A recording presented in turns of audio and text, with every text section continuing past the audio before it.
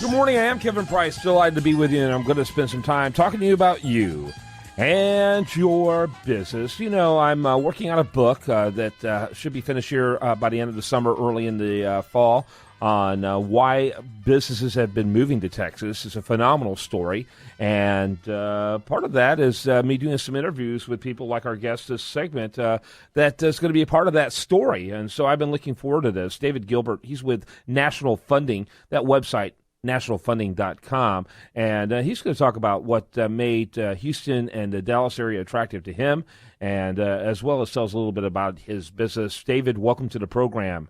Hey, good morning. David, tell us a little bit about National Funding. Kind of give us a timeline, if you will, a panoramic overview of its history. National Funding has been in business for 16 years, started in 99. We're based out of San Diego, California. We finance small businesses all throughout the country. We primarily help finance them through short-term working capital loans. We help finance equipment for them. We handle merchant processing for their credit cards and a few other products. How long have you been operating in Texas? We've been financing in Texas, since '99. We've probably deployed over $100 million to small businesses there to help fund a lot of their initiatives. So, okay.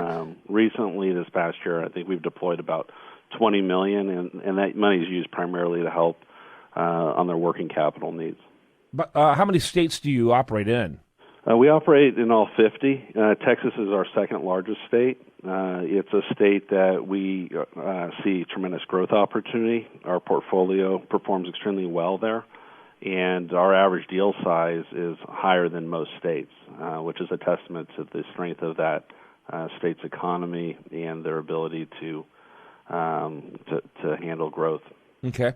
What is it, from talking to your clients, do you have clients in Texas who have come from other part of the country to get to Texas to do business?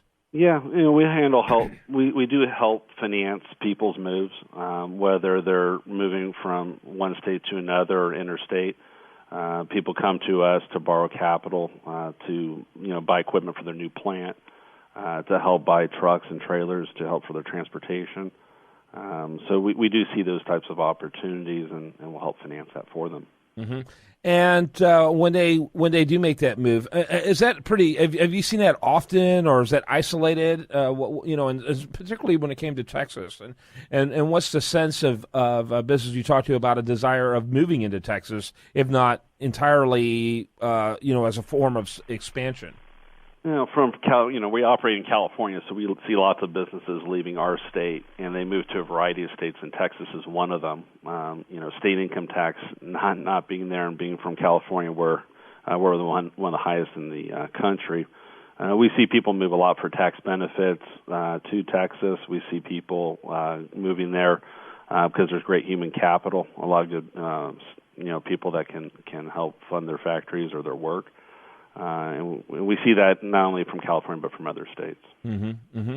And when you look at the Texas environment and you compare it to other states out there, so I'm curious if the environment itself plays a role in whether or not you fund a certain place. If a state is more hostile, not only to you, but to businesses itself, therefore undermining its chances of success. Does that play a role in how you look at the situation, or, talk a little bit about that? Well, there's definitely business-friendly states out there, and there's certain states that aren't as business-friendly. Texas is a very welcoming state. It's a state of complete opportunity, and you see that in our portfolio. When we lend money, a lot of our lending has to do with the industry that the business is in, as well as the region. There are a lot of regions in the U.S. that aren't as successful as others, and when we look at our portfolio in Texas, it has probably one of the lowest delinquency rates out there, and so it's a great region for us to fund. And we do look at that. When you look at some of the other states out there that are being hindered by certain industry issues, or weather-related issues, it can really harm the ability for a business to operate or to grow. Yeah. And we don't see that in Texas. Let me ask you, Let me ask you, when you look at various states, which ones would you rank among the 5 business friendliest based on your engagement with your customers? We see a lot of opportunity, in Colorado. We've seen a decent amount of people move into Colorado. We definitely see Texas.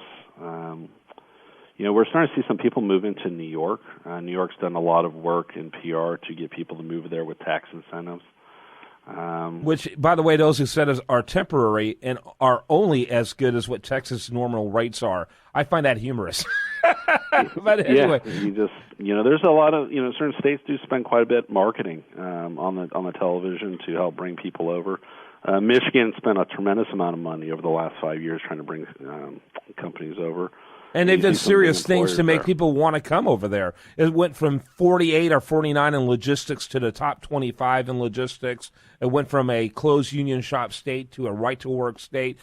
Michigan's what's going on in Michigan, it has to be described as a renaissance.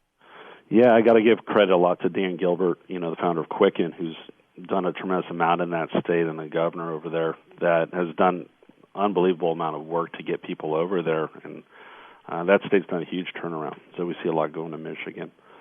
So overall, it is impressive, certain states that are willing to spend money and to create tax savings for people to make that transition. And, being in California, hope some of that comes our way.